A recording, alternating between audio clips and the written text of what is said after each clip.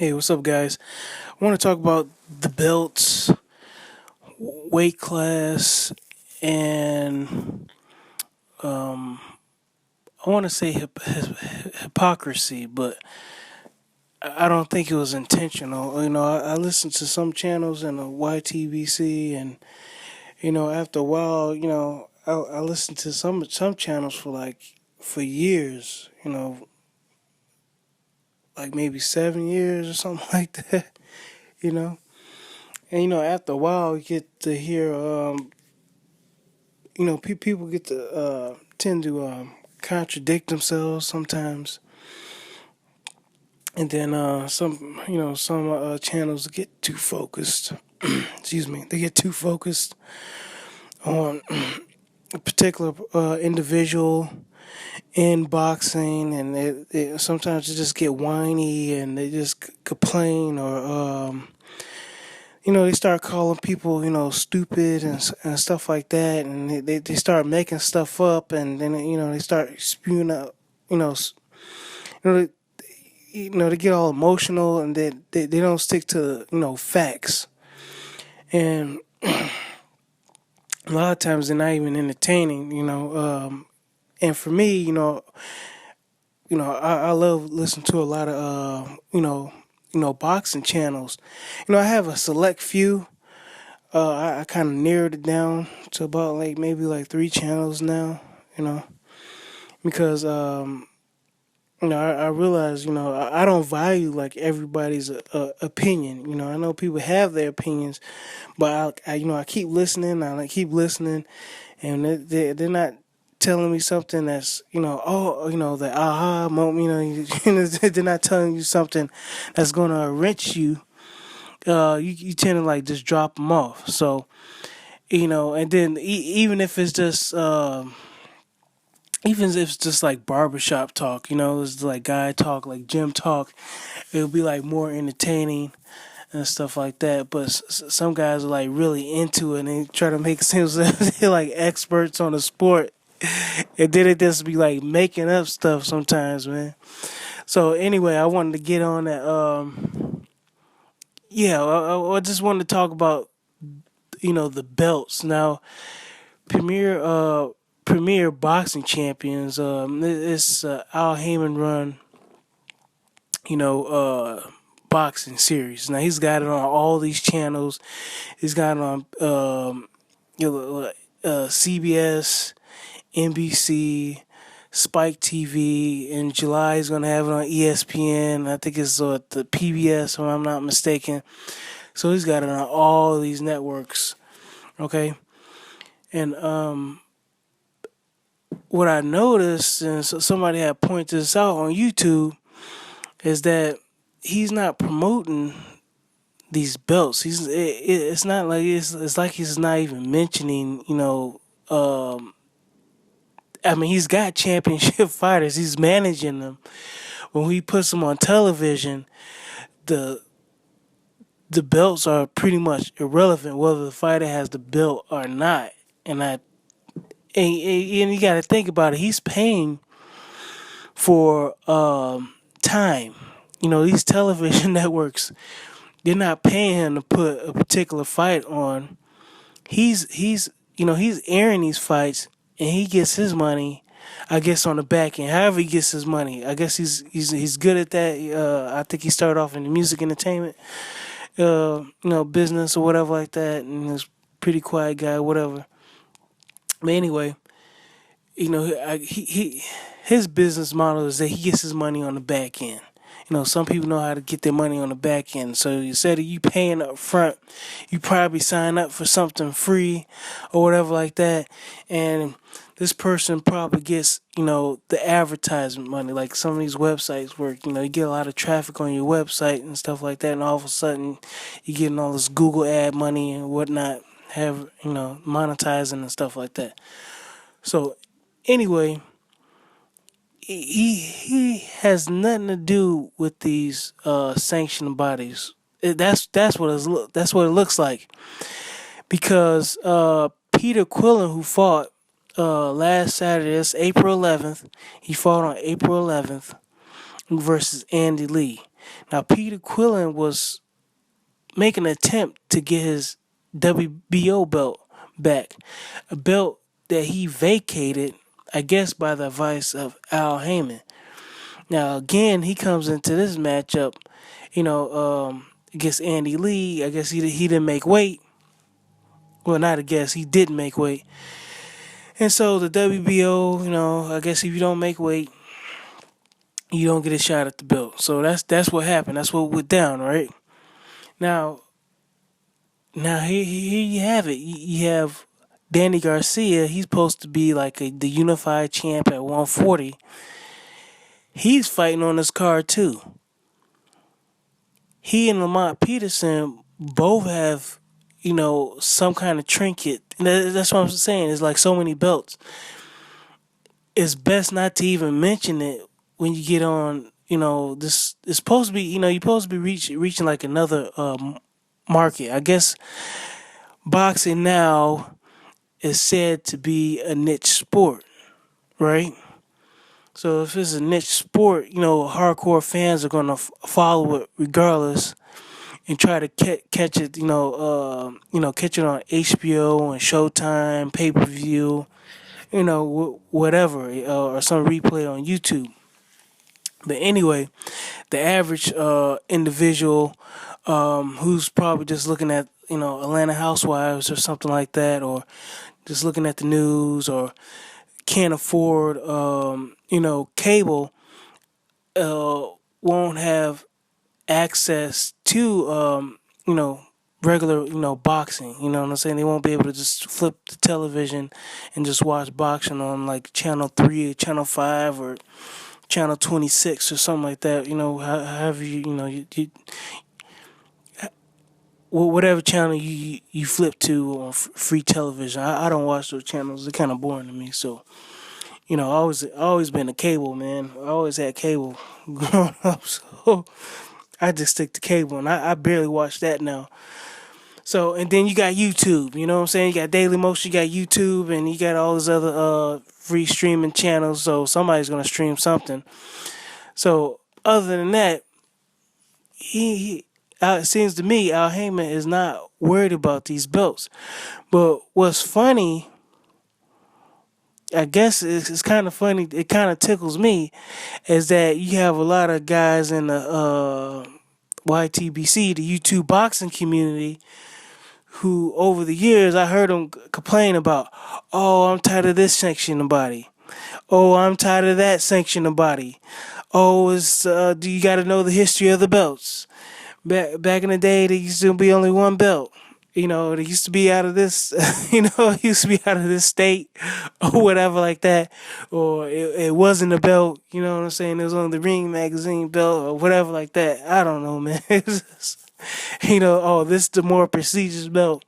This belt is garbage, and this guy is hiding out in the middle of nowhere fighting for this stupid belt, Yeah, so you got like guy with I think they got the WBF, the WBO, the IBF, the IBO, the WBA, the WBC. Did I miss one? They got another belt out there. Yeah, they got the WA, WBC, the WBO, the IBF, and you know what I'm saying. And then they got the European belt, and then the British, they got the UK belt. Everybody's got some kind of belt, right? But if you notice, some fighters, let's say like Mayweather, Pacquiao, they get more sway. Or you start building your resume up, and you get a lot of, if you're able to pack the house, and this has to deal with like the sanctioning fees with the belts and stuff like that. It gets to a point where the sanctioning body is gonna let you dictate the terms just a little bit because they still need you to promote that belt. You know what I'm saying? If Mayweather decided to, was like, I just want to hold the IBF belt, and this is the real belt, and I'm the champion, and Mayweather's seen as number one. Hell, he's got like 2 belts in 2 different weight divisions. The 147 and 154. Yeah. And they letting him do his thing. You know what I'm saying? They're not gonna tell him like, "Oh, Mayweather, you got to fight this guy" and stuff like that. He's gonna be like, "Dude, get out of my face." You know what I'm saying? Because he's fought a couple of fights and still made the same money without any belts. You know what I'm saying? So it's not like he needed it. You know, he just got it. You know, I guess for GP. But anyway, I think that's where Al Heyman's going, is where he's promoting the fighter. He's selling the fighter, not the fighter having the belt. Because this has gotten to a point now, if a fighter doesn't have a belt, everybody's like, "Oh, well, he's garbage," and you know that ain't the case. That's not the case. It's many of fighters that I like, who aren't all that great. You know, not all that skilled. Brady Prescott. You know, I've been following him since he knocked out Amir Khan. He hasn't been out all that successful. Um, who else? Brian Vera, who beat Andy Lee. And I just like the way he throws that right hand, you know, and he sets that up. He's like a one trick pony, but he does a great job just throwing that right hand all day. You know, he's pretty good. He's okay. But and so there's certain fighters you follow, and you just wish the best for them, and they don't get any TV time is because they don't have a belt, or they don't have a name. They're not introduced to the public, so they don't become a fan favorite like Ruslan Provodnikov. You know, he can be on TV. I mean, he fights. I mean, he's a fan friendly fighter, and there's many others. That slip my mind right now. But I think it's to the point where we have to get to this.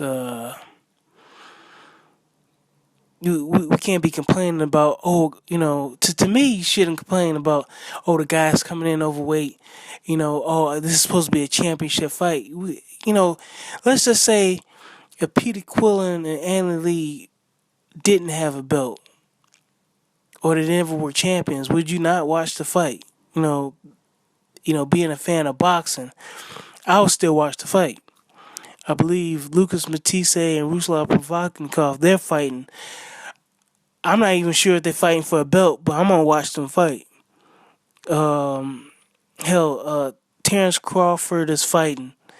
He's fighting for a belt, and he's new at the 140 division, the weight class. But even if he wasn't fighting for a belt, I'll still watch him fight. I like the way he fight. James Chunky DeGale, he's fighting for a belt. He's calling out all the best guys, and to me, isn't him fighting the Matrix. It was Anthony Jarrell, Andre Jarrell, or whatever his name is. The Matrix. Hey, that's a great fight. I'm gonna watch it with the belt or no belt.